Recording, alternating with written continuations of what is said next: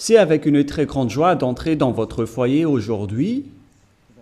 Nous sommes arrivés au moment où nous allons écouter ensemble l'enseignement qui porte quel numéro déjà? C'est le numéro 1, notre enseignement d'aujourd'hui. Après une pause assez longue, nous allons avancer dans la suite de l'enseignement. Le titre de l'enseignement d'aujourd'hui concerne le Dieu d'Abraham. C'est quel livre qui parle de lui? Vraiment? Est-ce que c'est le Coran de l'islam? Ou bien le Sefer Torah juif? Voilà ce que nous allons voir ensemble pour aujourd'hui. Je précise bien que notre enseignement porte le numéro 1 pour aujourd'hui, c'est-à-dire un nouvel enseignement que nous allons suivre ensemble selon les directives de Yahushua. Gloire éternelle à lui. Premièrement, je réitère mes salutations pour vous qui m'écoutez et je vous souhaite le meilleur pour vous qui suivez déjà la parole et l'enseignement en ce moment. Nous sommes arrivés au moment où nous allons avancer dans cet enseignement numéro 1 pour aujourd'hui, que vous allez suivre avec moi, l'ambassadeur de Yahushua, Ziadia Elia. C'est moi qui est avec vous en ce moment, que vous voyez en image, et ma voix, vous êtes déjà habitué à l'écouter de manière habituelle. Et je répète encore le titre de notre enseignement. Où est-ce qu'on peut trouver la vérité? C'est dans quel livre qui parle vraiment du Dieu d'Abraham? Car là, on parle vraiment du livre juif. Pourquoi je parle du livre juif qu'on appelle le Sefer Torah? Et il y a aussi le livre du Coran. Pourquoi Elia parle du livre juif, du Sefer Torah, ainsi que du Coran? Car chacun parle du Dieu d'Abraham, chacun des deux livres, alors que chacun aussi a sa version et leur langage. Et on parle de versions tout à fait opposées, deux versions diamétralement opposées, qu'on peut dire qui sont vraiment opposées avec aucune liaison. Car par exemple, le nom du Dieu d'Abraham dans le Sefer Torah juif, c'est Yahva. Voilà ce qu'on voit dans le Sefer Torah juif. Et lorsque vous regardez dans le Coran, vous voyez que c'est Allah qui est écrit dedans. Donc, c'est clair que la question doit se poser, lequel des deux est le vrai? Car chacun a sa propre version. Et qui est-ce qu'on doit suivre si on regarde et si on écoute? Mais pour les personnes qui ne se cassent pas la tête avec le salut, ils disent que ça va de soi. Mais si vous cherchez vraiment le chemin vers le salut, vous voyez bien que ce schéma est différent. L'autre est vrai et l'autre est faux. C'est pourquoi la question, quel est le vrai livre en ce moment? Car dès le commencement, je vais vous préciser, et en même temps, je regarde un peu les téléphones, ainsi que les applications, car je vais lire le Coran à travers une application. Et donc, nous allons d'abord voir que ils reconnaissent bien, quoi déjà? Ils reconnaissent bien l'existence de quoi déjà? Du Sefer Torah. Ils reconnaissent bien l'existence du Sefer Torah, le livre du Coran. Le livre du Sefer Torah, c'est le livre juif. Nous allons d'abord lire cette parole, car si l'on veut faire le rapport avec ces deux paroles qui sont différentes, alors que le Coran reconnaît bien le Sefer Torah juif, le Sefer Torah appartient aux Juifs israéliens. Et le Coran précise bien qu'il reconnaît l'existence du Sefer Torah selon le livre du Coran, Ali Imran 3. Nous allons regarder ensemble Ali Imran 3. Et vous pouvez directement afficher, mais moi en même temps je vais rechercher un peu. Ali Imran 3.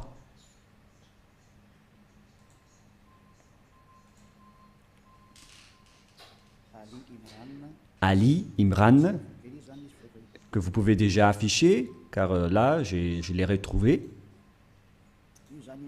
Le voilà. Ali Imran 3.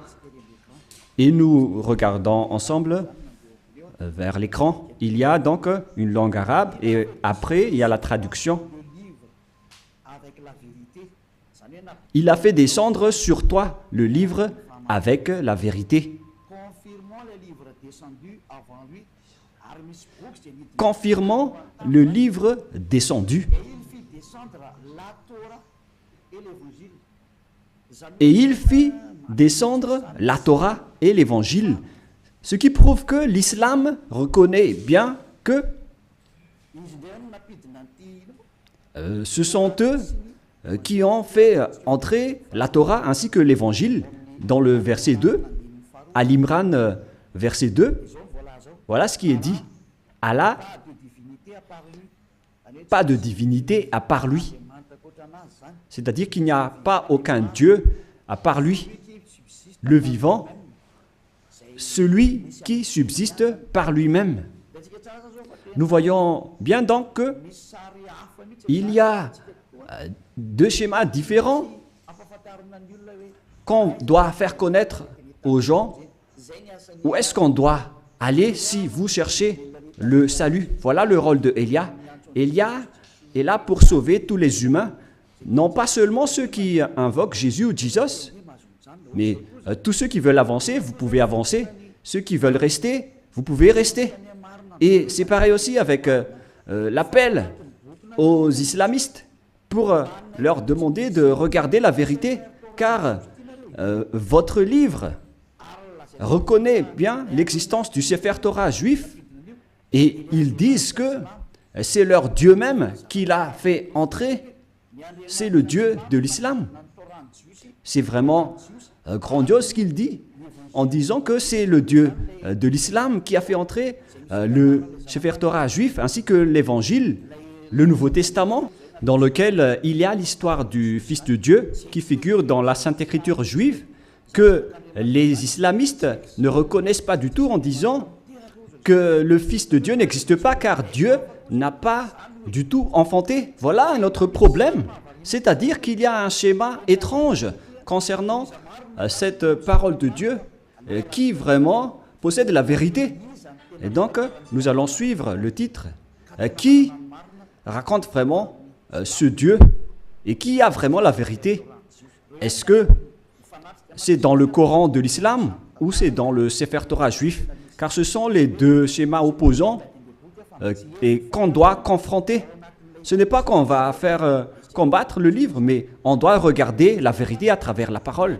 Et donc, c'est clair que le Dieu de l'islam, selon eux, c'est lui qui a donné le Torah ainsi que le Nouveau Testament, la bonne nouvelle dans l'Évangile où il y a Yahushua, mais qu'ils ont changé au nom de Isha. Et les faux chrétiens l'ont changé en Jésus ou Jesus. Et certains nous demandent, est-ce que vous êtes chrétien? Moi, je réponds directement, nous ne sommes pas chrétiens. Car le Christ, plusieurs gens l'ont déjà changé en autre sens. Élia n'est pas chrétien. Élia suit Yahushua qui est l'élu. C'est celui que je suis. Voilà.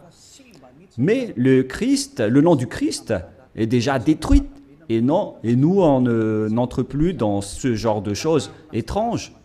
Mais le vrai, le bien et le pur, c'est de suivre Yahushua, l'élu. Nous allons encore entrer dans ce sujet prochainement, mais on va dire d'abord que le livre de l'islam reconnaît Yahushua, mais ils ont juste changé son nom en Isha. Nous allons voir ça après. Mais dès le commencement, on voit bien que le Coran, ils reconnaissent bien le Sefer Torah juif. On parle ici du livre du Coran de l'islam. Donc là, c'est clair. Nous allons encore rajouter un autre verset. On va rajouter pour que ça soit bien complet dans vos écrits, nous allons encore lire dans le livre de Al-Maïda, qui s'écrit Al-Maïda. Al-Maïda 44. Nous allons aussi lire Al-Maïda 44, que je vais encore rechercher un peu.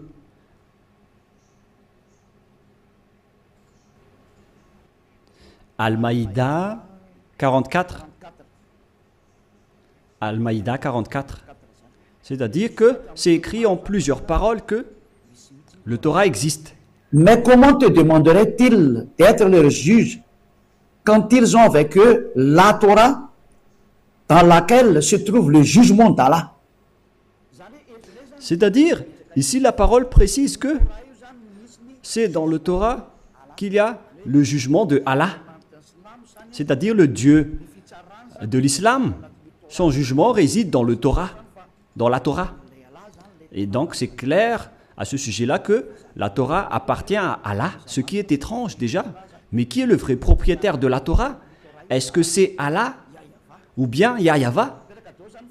Toutes ces questions se posent, car nous voyons tous ensemble que les islamistes disent qu'ils sont les propriétaires de la Torah, d'après ce schéma, car le jugement de Allah pour les humains est dedans. Et bien évidemment, on va juger les humains, et ils disent que c'est dans le Sefer Torah juif. Et puis après cela, ils jettent en jugement, et ces gens-là sont nullement des croyants. Bon, on va laisser ça de côté, mais ici, on voit bien que la parole est très claire en disant que le Dieu Allah Islam est bien dans le Sefer Torah juif, ce qui est déjà étrange. Mais on va voir la vérité.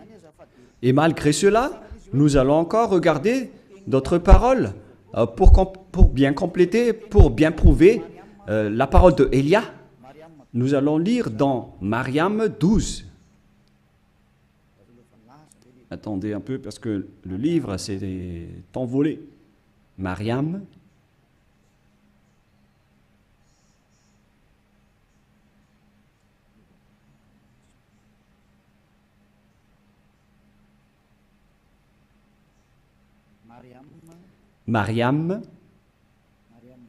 Mariam 12.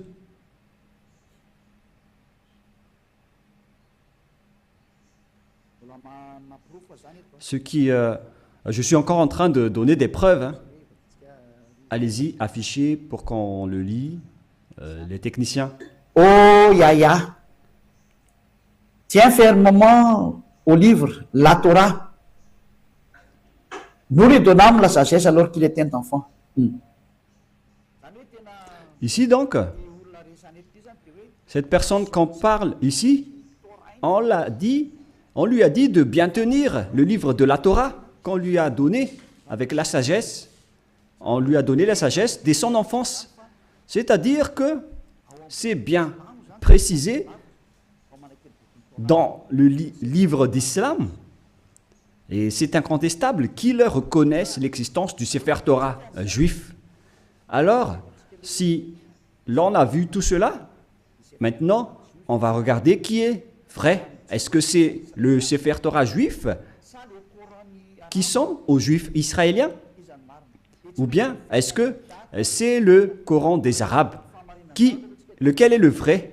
Et donc, nous devons revenir aux dates pour regarder la vérité. Quelles sont les paroles concernées ainsi que les dates? Premièrement, la date du Sefer Torah était vers l'année moins 2000. Et d'ailleurs, après, il a été distribué dans le synagogue selon les chercheurs et les historiens de Wikipédia.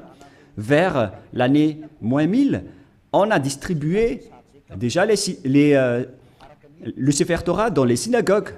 Voilà ce que les chercheurs ont dévoilé. Et d'ailleurs, les autres chercheurs peuvent penser à cela pour prouver la parole de Élia.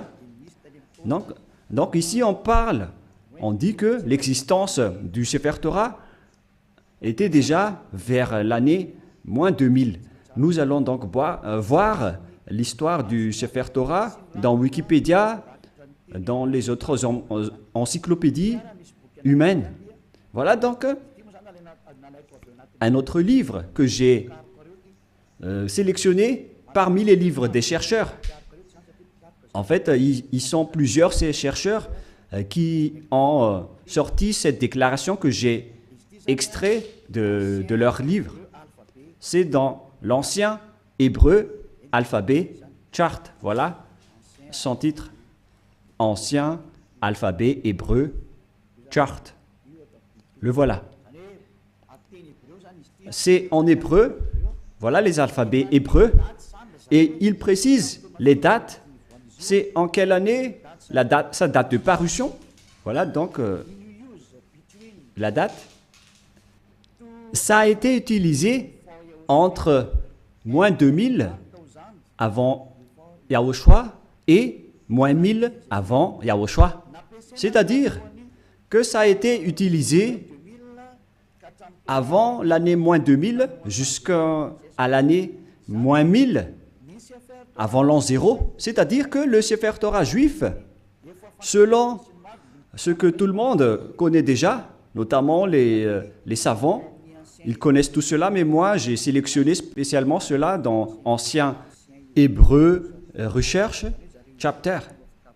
C'est-à-dire que les Hébreux ont fait des recherches avec leurs savants pour sortir cet article que ça a été utilisé vers moins 2000, qu'on a utilisé l'alphabet hébreu, colonne 1 utilisé dans l'ancienne époque, colonne 2 vers moins 1000 jusqu'à moins 100, et colonne 3 utilisée depuis moins 400 jusqu'à plus 100. Voilà donc. Alors, on voit bien que c'était utilisé vers moins 1000 jusqu'à plus 100, mais pas moins 100 pour la deuxième. Ici, on voit clairement que c'est depuis l'année moins 2000 que le Sefer Torah juif a déjà existé. Nous allons encore donner une deuxième preuve, toujours sur Wikipédia. Sur Wikipédia, ils disent, concernant la distribution du Sefer Torah juif, lorsqu'ils l'ont sorti, c'est dans Wikipédia que nous allons le lire. Voilà ce qui est dit dans le don du Sefer Torah. Don du Sefer Torah.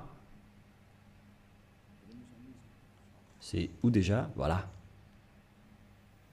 Le don des nouveaux Sefer Torah à la synagogue est souvent l'occasion d'une fête joyeuse avec des chants, danses et prières.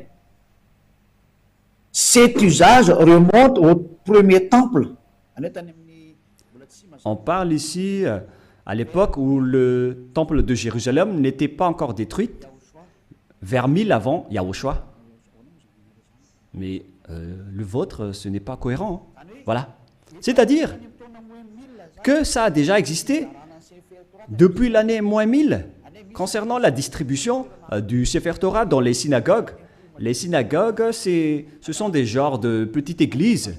Si on compare avec le royaume de Yahushua, ce sont les VP, les petites églises régionales, etc.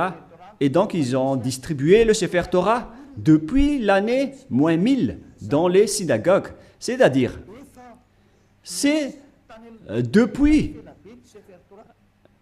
une époque ancienne que le Sefer Torah existait déjà. C'est-à-dire vers l'année moins 1000. Et on a déjà vu aussi qu'il a existé depuis moins 2000. Mais sa distribution dans les synagogues, c'était vers l'année moins 1000 avant l'an 0. Donc là, c'est clair et c'est bien prouvé que le Sefer Torah existait déjà avant l'année 0. Et vers l'année moins 1000, on l'a distribué dans les petites synagogues, dans les petites églises. C'est incontestable alors qu'il est très ancien. Et nous allons ensuite regarder concernant le Coran de l'islam. Et si je vous dis tout ça, c'est par amour pour vous les humains, avant votre anéantissement. Elia vous dit de vous retourner. Il n'y a plus rien à faire pour votre terre. Sa destruction est arrivée. Et moi je dis à tous les humains de revenir vers le propriétaire de cette terre qui va être détruit, car vous ne pouvez plus l'empêcher en ce moment, c'est déjà en cours. Et si vous ne... tant que l'histoire ne vous frappe pas, alors sachez, vous tournez. C'est pourquoi ce salut en sauve tout le monde, sans exception, pour que personne ne soit plus trempé. Car les pécheurs ont été tous trempés. Et on est en train de sauver les pécheurs pour que vous ne péchez plus. Et les gens qui sont avec Élia ne pêchent plus. Est-ce que vous ne désirez pas ça? L'objectif de prier, c'est de ne plus pécher. Mais si vous êtes encore pécheur, n'espérez pas d'aller vers le Dieu d'Abraham. Les pécheurs n'iront jamais auprès du Dieu d'Abraham. Vous êtes en train d'être baratiné par les gens. Vous seriez perdu en enfer et dans le lac du feu. Voilà votre finalité. Alors faites bien attention. Et là, maintenant, on va voir à quel moment le Coran de l'islam a existé. Toujours dans le livre du Coran que nous allons prendre sur Wikipédia, date de parution. Le livre de l'islam a été proclamé vers l'année plus 612. Plus 610 jusqu'à 632. Proclamé de 612 jusqu'à 632. Et il y avait eu une autre édition après 632, 634, etc. C'est-à-dire qu'il a existé aux alentours de l'année 612 concernant l'existence du Coran de l'islam. Ce n'est pas le Coran juif, mais c'est le Coran de l'islam, c'est-à-dire aux musulmans. Donc, il s'agit d'un livre récent qui est différent du livre juif. C'est vraiment un livre différent. C'est pourquoi le nom de leur Dieu n'est pas pareil que le nom du Dieu juif. Le nom du Dieu juif qui est Yahva et le nom du Dieu de l'islam c'est Allah. Alors lequel on doit choisir? Car chacun dit qu'il connaît la Torah. Et si vous avez vu cette date, bon, donc moi je vais bien le montrer pour démontrer l'originalité de l'histoire du Coran. Et il y a encore plusieurs histoires, mais on va voir un peu en bas les paroles divines, les créations musulmanes, etc. Et ici, on voit en bas la date de parution que je vous ai montré tout à l'heure. Date de parution proclamée de 610 à 612 jusqu'à 632. C'est-à-dire vers l'année 610. Voilà l'existence du Coran. C'est incontestable. Tout le monde le connaît. La question qui se pose, si on veut regarder la vérité sans favoritisme, si on veut voir la vérité sans favoritisme, qu'est-ce qu'on doit suivre? Qui est-ce qu'on doit suivre? Car les deux livres parlent du Dieu d'Abraham et ils reconnaissent tous le Dieu d'Abraham. Et lorsqu'on a regardé les dates, la date du Sefer Torah était vers l'année moins 2000, son existence. Et vers l'année moins 1000, sur Wikipédia, c'est prouvé qu'il a été distribué le Sefer Torah, on l'a distribué dans les petites synagogues. C'est-à-dire qu'il s'agit d'un livre très ancien, le Sefer Torah. C'est lui qui a conservé les anciennes paroles. Et donc, si on regarde bien, qu'est-ce qu'on doit prendre? Est-ce que vous allez prendre le livre qui était né vers plus 600 de l'islam? Est-ce que c'est là qu'on doit voir la vérité sur le Dieu d'Abraham? Ou bien vers celui qui était vers moins 2000? Et sans hésitation, sans favoritisme, tout le monde doit dire qu'on doit voir dans le livre qui existait vers moins 2000, qui a conservé toute la vérité. Voilà la vérité. Lorsque vous regardez l'originalité, il faut regarder le plus ancien. Si l'on prend l'exemple d'un problème foncier, on doit avoir la source de la situation juridique au tribunal, on doit voir l'authenticité, le plus authentique, le plus ancien. Et donc, c'est clair que c'est celui qui possède le plus ancien dossier qui est le propriétaire du terrain, mais pas celui qui est venu récemment. Voilà donc pour prouver la vérité qui est incontestable, même pas un tout petit peu. Voilà la question qui se pose. Qui a eu tort? Et nous allons d'abord préciser ce schéma qui est en cours. Et qui a écrit le livre du Sefer Torah d'abord? Car nous voyons bien que celui qui a écrit le livre du Coran, c'est un arabe. Et il ne peut pas nier cela. Mais celui qui a écrit le Sefer Torah juif, c'est Moshe. C'est Moshe qui l'a écrit. Et c'est justement ça qu'on va regarder en disant, est-ce que le Coran reconnaît Moshe et accepte Moshe? Voilà ce qu'on va regarder. Allons-y. Il accepte Moshe. Il accepte Moshe car c'est Moshe qui l'a écrit. C'est dans Exode 24. Quel verset déjà?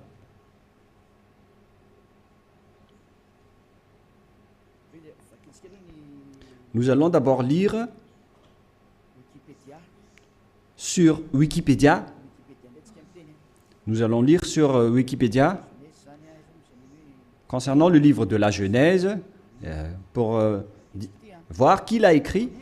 Nous allons lire le livre de la Genèse sur Wikipédia qui a été écrit par les chercheurs mondiaux. Donc, le livre de la Genèse, ainsi que les autres livres, qui les ont écrits? L'Exode, et etc. Le livre de la Genèse. Premier livre de la Bible, du Sefer Torah, car c'était des écrits récents, mais anciennement, son appellation juive, c'est le Sefer Torah. Et ça n'a pas changé ce nom juif, mais ce sont les autres nations qui l'ont changé en Bible. On parle ici du Sefer Bereshit, le commencement ou la Genèse. L'auteur traditionnel, ils l'ont précisé ici que c'est Moïse qui l'a écrit. Et il y a aussi d'autres auteurs avec d'autres remarques concernant d'autres auteurs anonymes. Mais Moshe a donc regroupé les écrits et qui les a conservés dans un seul livre. La raison, c'est que Moshe a reçu l'ordre de les écrire et Moshe les a écrits. Nous allons lire cette histoire dans le livre du Sefer Torah juif, dans le livre d'Exode, chapitre 24. Moshe a eu la parole qu'il devait écrire les paroles de Yahvé. Exode, chapitre 24, verset 4. Ce qui veut dire que l'histoire du livre de la Genèse, de l'Exode, Lévitique, Nombre et Deutéronome, ce sont tous des livres écrits par le grand-père Moshe. Moshe écrivit toutes les paroles de Yahvé. Puis il se leva du bon matin, il bâtit un autel au pied de la montagne et dressa 12 pierres pour les 12 tribus d'Israël. C'est-à-dire que c'est Moshe qui a écrit le Sefer Torah. C'est bien clair dans le verset 4 qui est bien clair. Moshe écrivit toutes les paroles de Yahvé. Personne ne peut plus contester cela en disant que c'est une autre personne qui l'a écrit. Donc l'ancien Sefer Torah, le plus ancien, c'est Moshe qui a écrit tous ces livres selon ce qui est dit dans le Sefer Torah, dans le livre d'Exode, qui est un livre de Moshe. Et nous allons voir maintenant si les islamistes acceptent Moshe. Et si les islamistes acceptent Moshe, alors on ne peut plus nier la vérité sur le Sefer Torah. Directement, le Sefer Torah est vrai et incontestable. Si vous allez encore contester cela, vous avez tort, car si vous acceptez la vérité sur son auteur, alors que Son nom figure bien dans le Sefer Torah. Il s'appelle Moshe dans le Sefer Torah, mais le Coran de l'islam l'a changé en Mosha. Voilà leur appellation, et tout le monde connaît cela. Et nous allons donc voir s'ils acceptent Moshe dans le Coran de l'islam. Si une fois vous l'acceptez, et nous allons le voir ensemble, alors il faut que vous vous tournez vers la vérité. Voilà la sagesse. Il faut aller vers la vérité. Le rôle de Elia est d'expliquer, de prouver. Si vous ne voulez pas écouter, tant pis pour vous. Mais mon rôle, c'est d'expliquer, de prouver, comme j'ai prouvé aux personnes qui appellent Jésus en disant que vous avez tort. Regardez-vous, vous êtes pécheurs. Et même le livre du Coran précise bien que tous les islamistes sont pécheurs. Et ce qui est pire, c'est qu'ils vont être tous jetés en enfer. Et ils connaissent tous cela.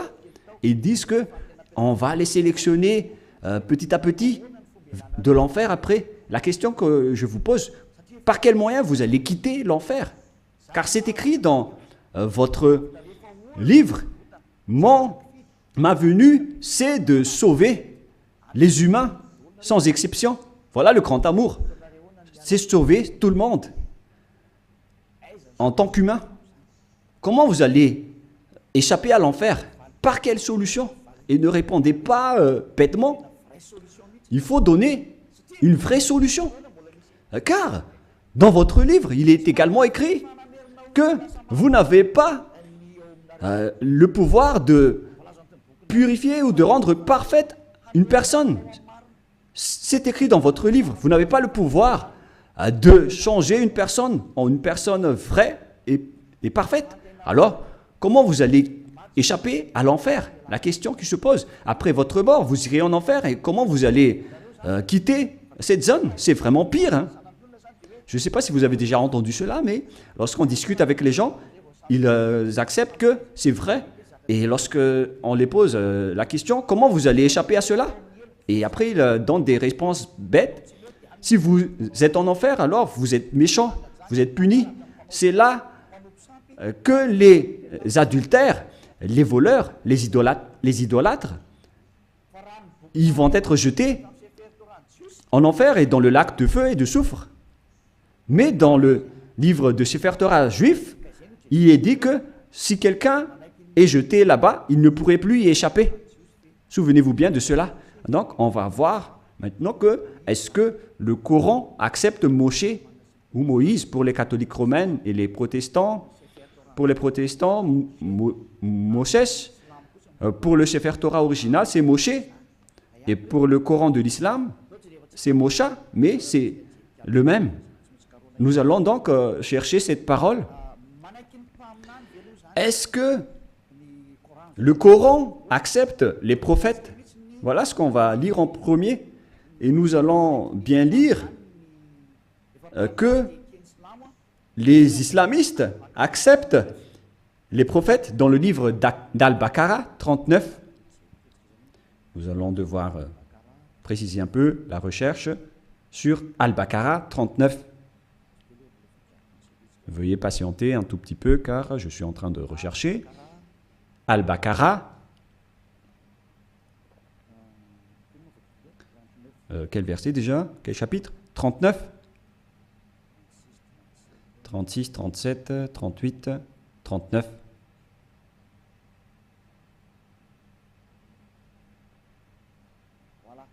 Voilà. Al-Baqarah 39. Le voilà.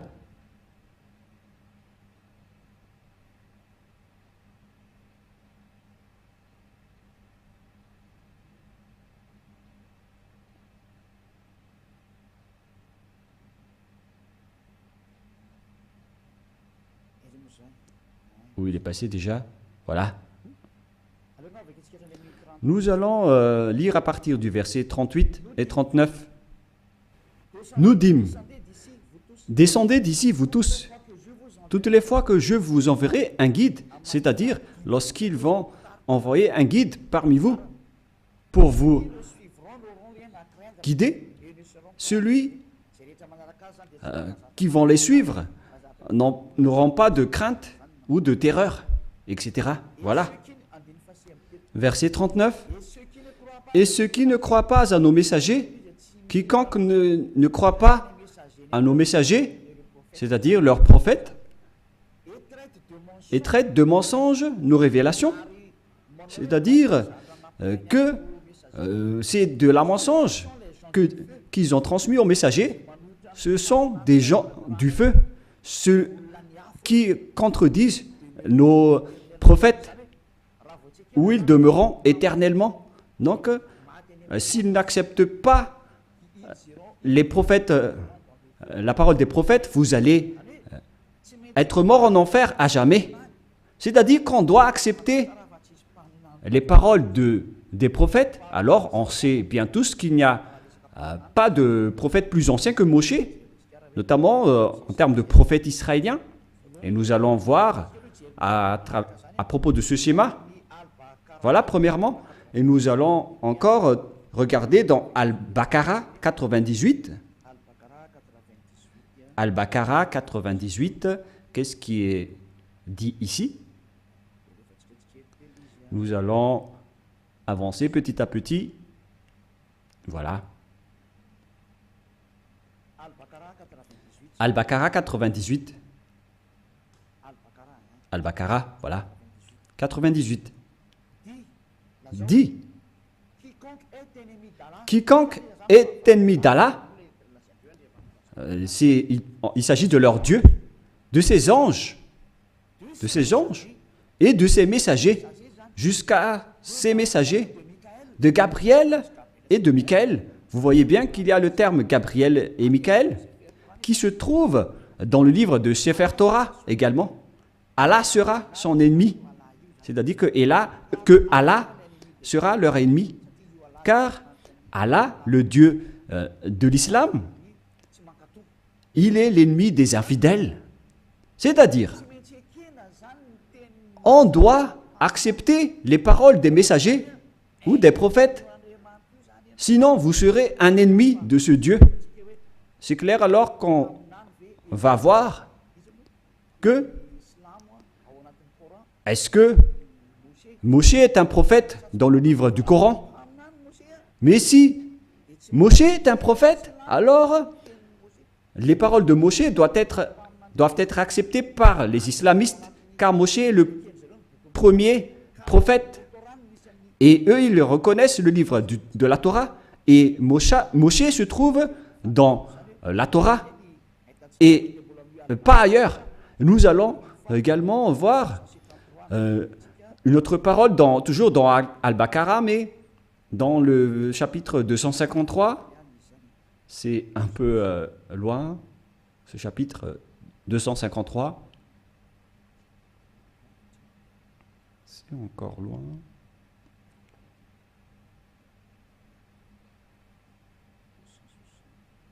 « 260, nous allons revenir un peu, nous allons un peu trop loin. Là, on est en train de trop rechercher. 200 et combien? J'ai dit déjà? «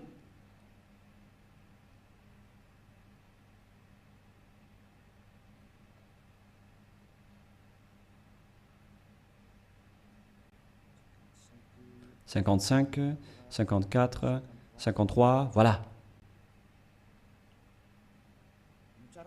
Écoutez bien ceci.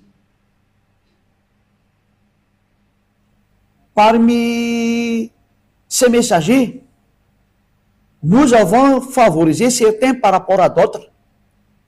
Il en est à qui Allah a parlé, vous savez.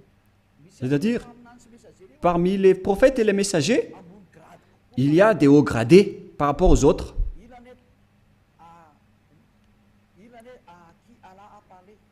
Il en est à qui Allah a parlé. Et il en a élevé d'autres en grade, qui ont été promus en grade. Ils disent Jésus ici, mais à vrai dire, c'est Yahushua. Vous voyez le changement des noms. Et les islamistes parlent de Isha. Donc, Yahushua, fils de Marie ou de Maria. Nous avons la preuve que Yahushua a le Saint-Esprit. C'est dit dans le livre du Coran. Et il est exceptionnel comparé aux autres prophètes. Et si Allah a voulu qui se sont s'entretués, etc. Mais nous allons en rester là.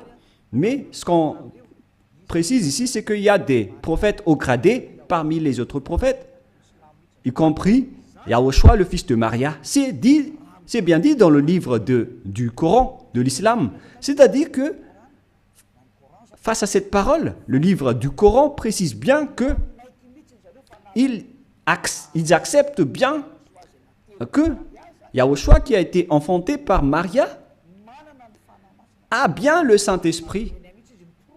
Et ils ont dit qu'ils ont bien la preuve qu'on lui a bien donné le Saint-Esprit. On lui a confirmé le Saint-Esprit. Et c'est Allah qui a dit cela selon eux. Alors ici, c'est précisé qu'on doit écouter les paroles des prophètes. Alors, maintenant, nous allons lire comment ils acceptent Moshe, Moïse ou Mosha. Est-ce qu'ils acceptent Moshe? Dans le livre d'Al-Imran, est-ce qu'ils acceptent Moshe? Voilà ce qu'on va terminer ceci pour aujourd'hui. Est-ce que le Coran de l'islam accepte Moshe? Parce que s'ils acceptent, face à toutes ces paroles, donc c'est clair que c'est le Sefer Torah juif qui est vrai et le Coran est faux, d'après tout ce qu'on a dit. J'ai donné des preuves. Je n'ai pas seulement donné des paroles du Sefer Torah, mais j'ai également donné des paroles du Coran. Comme ça, vous voyez bien que je n'ai pas fait du favoritisme, car chacun a dit sa version, et à vous de connaître lequel doit-on suivre. Et donc, le livre de Al-Miran 84 précise aussi, et je précise aussi que c'est de l'amour, tout ce que je suis en train de vous parler, pour que vous ne soyez pas jetés en enfer, au cas où vous allez être en difficulté avec le danger que vous allez subir. J'ai dit Al-Imran 84, voilà. Allons-y. Dit Al-Imran 84. Nous croyons en Allah, à ce qu'on a fait descendre sur nous. On parle ici des islamistes. À ce qu'on a fait descendre sur Abraham, en Ismaël, en Isaac. Tous ces noms figurent dans le livre du Sefer Torah, hein, en Jacob et sa tribu. On voit bien l'histoire de cette tribu dans le livre du Sefer Torah juif et de ce qui a été porté par Moïse. Moïse, et donc ici c'est le porte-parole et le prophète, et on va dire Yahushua directement. Et ici donc, on précise bien que les islamistes croient à tous les prophètes jusqu'à Jésus, Isha, c'est-à-dire Yahushua, en vrai. Depuis Moshe ou Moïse, ils acceptent tous les prophètes. C'est clair alors que le Coran ne peut pas dire qu'il nie Moshe. C'est pas vrai. On le nie carrément, car nous l'avons bien tous vu ensemble. Élia n'a rien inventé. Élia n'a rien inventé. C'est le salut. Le danger arrive sur votre terre. C'est le devoir de Élia de vous sauver. Mais si vous ne voulez pas être sauvé, vous avez déjà écouté, tant pis pour vous, mais j'espère que vous allez être sauvés. Nous allons encore voir une autre parole dans Mariam 51. Où se trouve le livre de Mariam 51.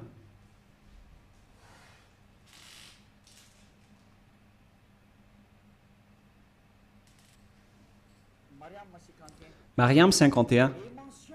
Et mentionne dans le livre de Moïse ou Moshe, c'était vraiment un élu. Et c'était un messager. Et un prophète. Les islamistes exigent bien et précisent qu'il faut bien marquer que Moïse ou Moshe c'était vraiment un élu. Il faut bien donc marquer dans le livre de l'islam que Moïse ou Moshe ou Mosha, c'est un élu, c'est un porte-parole et c'est un vrai prophète messager. Voilà.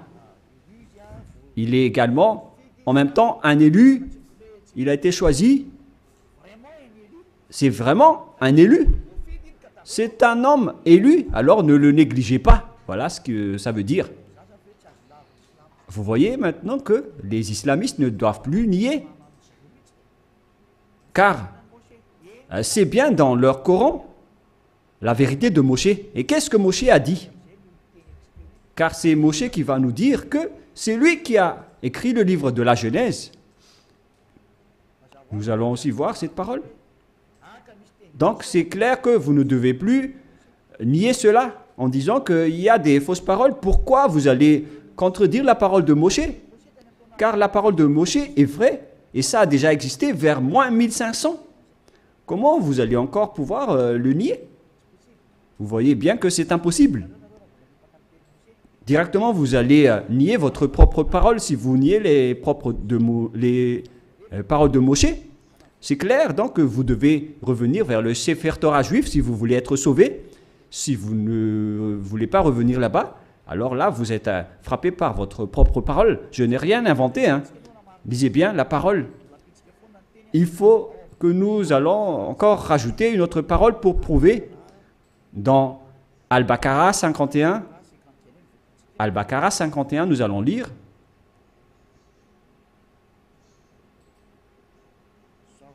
Voilà. Al-Baqarah 51. Et rappelez-vous, lorsque nous donnâmes rendez-vous à Moïse pendant 48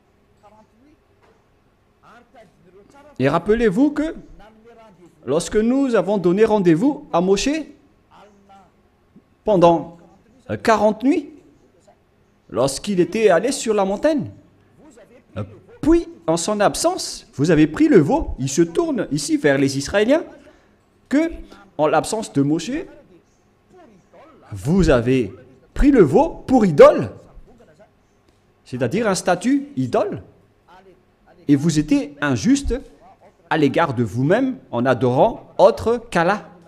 Et donc, vous avez adoré un bœuf qui est injuste devant le Dieu de l'islam qu'ils appellent Allah. Vous voyez bien qu'on parle ici d'un sujet juif. Donc, les islamistes acceptent que Moshe était bien monté sur la montagne, alors qu'on voit cette histoire dans le Sefer Torah juif qui existait déjà vers moins 1500, qui est bien loin comparé au livre du Coran qui a existé vers plus 600. Les dates ne sont pas vraiment du tout proches. Et si on écoute tout cela, on doit bien penser, est-ce que on doit nier encore le Sefer Torah juif et pour confirmer que les paroles de Moshe sont incontestables? C'est le livre de Coran qui le dit. Je n'ai rien inventé. Nous allons encore regarder une autre dernière parole dans le livre de An-Nisha 163. An-Nisha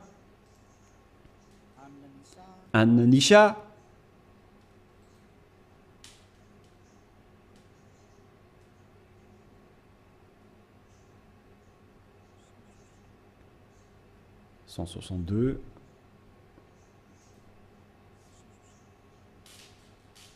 Là, c'est 160 et combien?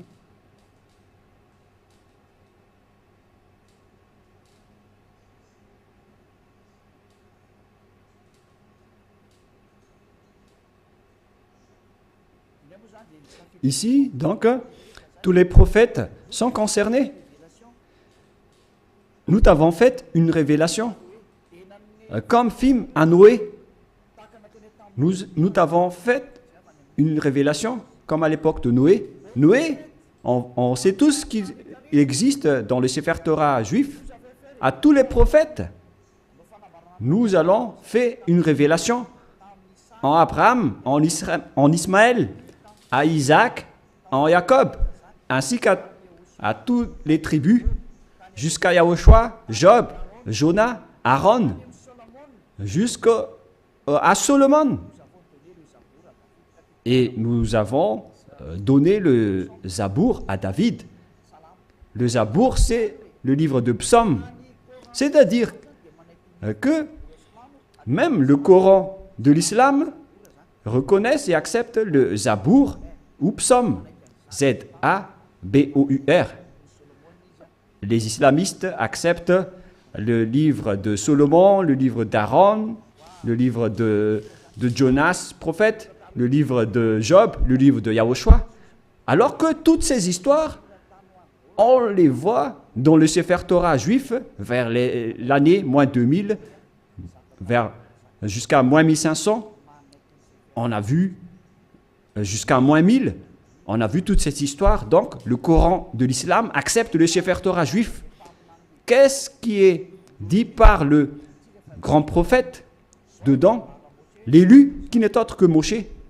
Moshe a dit que c'est moi qui a écrit le livre du Sefer Torah. Et nous allons revenir à ce que je vous ai donné tout à l'heure dans Exode 24, 4.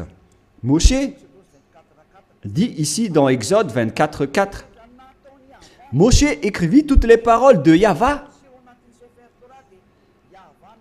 Celui qui est invoqué par Moshe dans le Sefer Torah, c'est Yahva, mais pas Allah. Voilà une première erreur. Car Moshe existait déjà vers l'année 1500, qui est déjà très ancien. Je n'ai pas encore donné la date de naissance et d'apparition de Moshe. Et dans ce livre, tout le monde le connaît. Ce n'est pas une nouvelle chose pour vous. Voilà donc l'histoire de Moshe, le Moïse historique comme titre. On parle de l'histoire de Moshe selon les chercheurs. Par conséquent, nous allons lire directement. Moïse, selon la Torah, a vécu 120 ans, serait né en 1560 avant l'ère commune et serait mort en 1440, c'est-à-dire vers l'année moins 1500 que Moshe a existé selon l'histoire des chercheurs. Nous n'allons pas chercher et approfondir à ce sujet, mais si on va faire la recherche, on va trouver cette date de moins 1500. Et si vous allez dire, est-ce que vous avez déjà fait la recherche? Oui, mais c'est une longue histoire que nous n'allons plus y revenir. Mais là, on voit bien que Moshe était déjà né avant tous les prophètes arabes, car selon eux, c'est dans le Sefer Torah que tout a été dit. Et le Sefer Torah a été écrit par Moshe.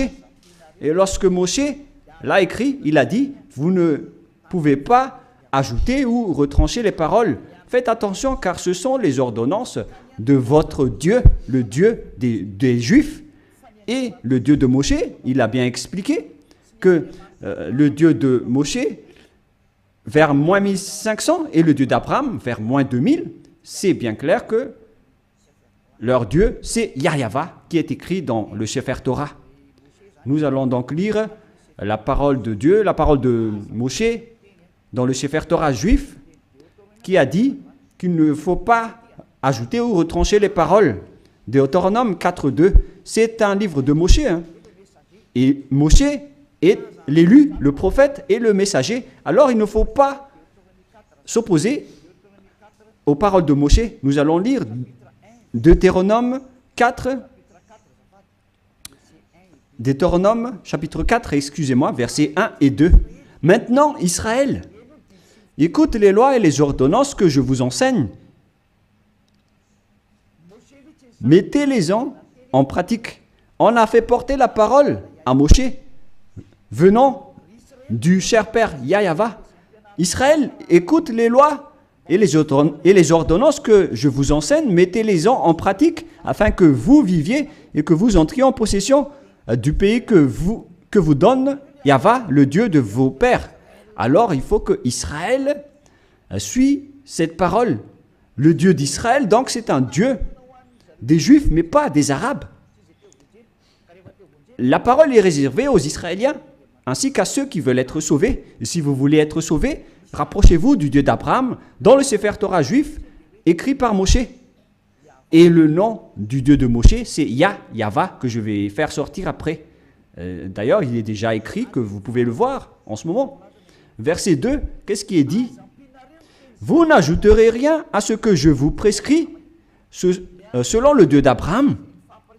Le Dieu d'Abraham qui a discuté avec Moshe, et qui l'a ordonné.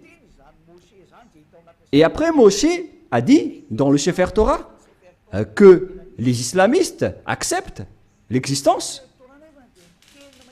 Le Sefer Torah précise bien que vous devez observer les lois de Yahva, votre Dieu.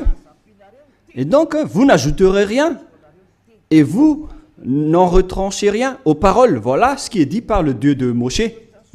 C'est-à-dire que toutes les paroles écrites par Moshe depuis le livre de la Genèse. Et après, il a organisé l'écriture jusqu'à la fin du livre de Deutéronome. Les paroles de Moshe sont bien directes. Vous n'ajouterez rien et vous n'en retranchez rien. Alors, vous ne pouvez pas dire que c'est un livre ancien et obsolète qu'on ne doit plus écouter, ou que c'est un ancien prophète qu'on ne doit plus écouter. Sachez qu'il est interdit par la parole du Dieu qui a discuté avec Moshe dans le Sefer Torah juif. Il a dit, ne rajoutez rien et ne retranchez rien. Donc, tous ceux qui ont changé le Sefer Torah juif ont tous tort. Ceux qui ont changé ce livre sont coupables devant ce Dieu de Moshe, car il ne faut rien rajouter ou retrancher aux paroles. Alors que chacun réfléchisse. Qui a fait l'erreur? Qui a fait la faute? Ce n'est pas du tout Élia. Je vous ai donné la preuve. Et que chacun regarde et lit et écoute qui a eu tort. Et si les jugements se déroulent parfaitement, on a tous vu que celui qui a changé le Sefer Torah juif aura tort. Car c'est Moshe qui a précisé qu'on ne peut ni rajouter ni retrancher les paroles qui sont dedans. Car ce sont les lois de Dieu, les lois de Yahva qui a envoyé Moshe vers l'année 1500. Il est le plus ancien des prophètes. Et il a écrit le Sefer Torah directement. Et ce prophète a dit qu'il ne faut pas ajouter ni retrancher mes paroles selon le Dieu d'Abraham. Car si vous allez faire ça, vous allez être en conflit avec lui. C'est interdit pour vous de faire cela. Alors que chacun réfléchisse pour ceux qui l'ont changé. Et je vais confirmer la parole de Moshe. Moshe a encore dit que vous devez uniquement écouter les paroles des prophètes israéliens. C'est également ces paroles. Alors que chacun réfléchisse face à tout cela, qu'est-ce qui se passe sur cette terre? Pensez-y, prenez une décision pour ceux qui vont être sauvés. Rapprochez-vous du Dieu d'Abraham, celui qui a envoyé Moshe. Son nom c'est Yahva. Alors revenez vers le Sefer Torah juif. Voilà la seule sagesse. Voilà ce que le Dieu de Moshe a dit dans Deutéronome 18, pour terminer. Deutéronome 18, 15. Ô ton Dieu suscitera du milieu de toi, d'entre tes frères, un prophète comme moi. Vous l'écouterez.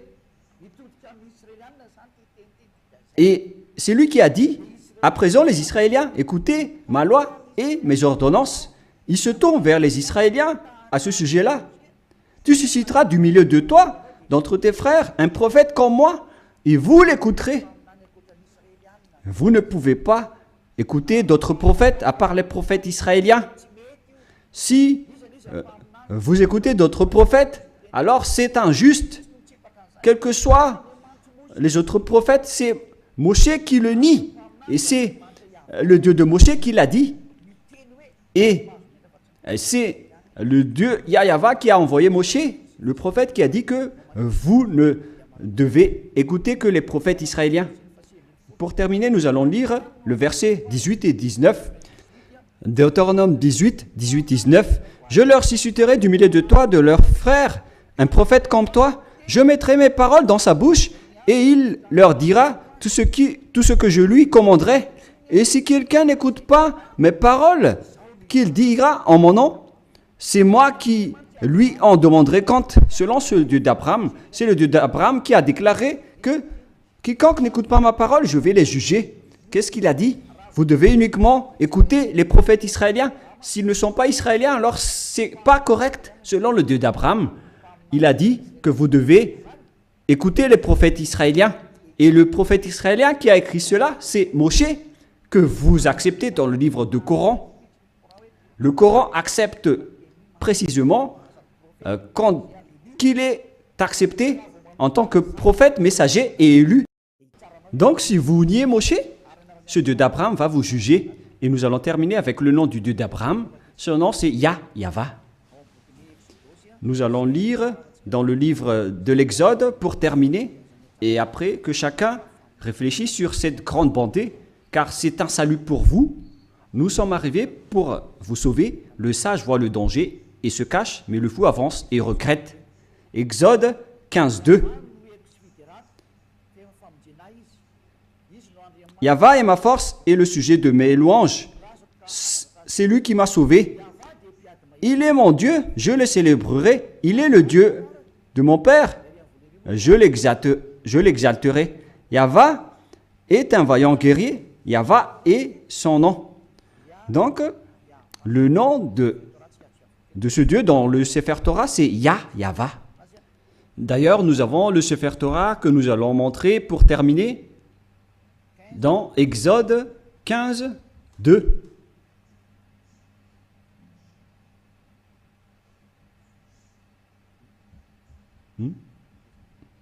Qu'est-ce qui se passe? Exode 15, nous allons lire Exode 15. Voilà. Exode 15, 2. En hébreu, il est dit ici que Avzi Vzimrat Yah. Yah, c'est le nom de Dieu. Vaili, Ilishua, Evanvehu, Elohe, Ari, Varuminu. C'est Yah qui est son nom depuis le début. Et deuxièmement, Yahva, Ishmishchama, Yahva Shmo. Alors, ça veut dire Yahva, mais ils n'ont pas complété la parole, mais je l'ai déjà enseigné. Mais maintenant, nous allons revenir avec la version française, parce que là, c'est en hébreu qu'on ne peut pas comprendre. C'est dans Exode 15, 3. Yahva est un vaillant guerrier. Yahva est son nom. Et le nom du Dieu invoqué par Abraham et par Moshe dans le Sefer Torah juif, que le Coran accepte, qui existait vers moins 2000 et moins 1500. Il précise que le nom de ce Dieu d'Abraham, qu'ils ont appelé à eux deux, Abraham et Moshe, le nom de ce Dieu, c'est Yahva. Et donc, si vous ne suivez pas cela, imaginez et pensez que vous avez fait une grosse erreur.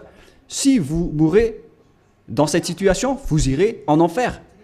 Écoutez ma parole, c'est de l'amour, ce n'est pas de la diffamation, c'est de la preuve pour la parole. Le sage voit le danger et se cache, mais le fou avance et le regrette. J'espère que vous tous qui m'avez écouté, vous allez vous tourner vers la vérité, le Dieu d'Abraham, le Dieu de Moshe qui est incontestable. Suivez Yahva, suivez Yahushua. Écoutez la parole du Dieu d'Abraham dans le Sefer Torah juif pour votre sagesse. Nous allons prier ensemble. Merci infiniment Père Yahva pour toutes ces paroles. J'ai fait connaître à tout le monde entier ta vérité. Je les ai donné la preuve concernant ta vérité, ainsi que l'injustice que les gens ont pratiquée jusqu'à maintenant. Elia te demande d'ouvrir la raison des gens pour qu'ils se repentissent et pour être guéris. Montre-nous ta gloire et ta bonté, Père Yahva, car c'est le moment de donner la vérité. C'est la dernière heure, le dernier moment pour faire revenir la raison des gens, pour se tourner vers toi. Le sage voit le danger et se cache, mais le fou avance et le regrette. Père Yahva, la gloire éternelle est uniquement à toi. On va faire revenir vers toi ta gloire ton respect et ta vérité. Voilà la mission que tu as confiée à Elia. Gloire éternelle à toi, Père Yahva. Et au nom de toi, Yahushua. Alléluia. Amen. Je vous souhaite à tous d'être bénis par Yahushua et à notre prochain rendez-vous. Au revoir.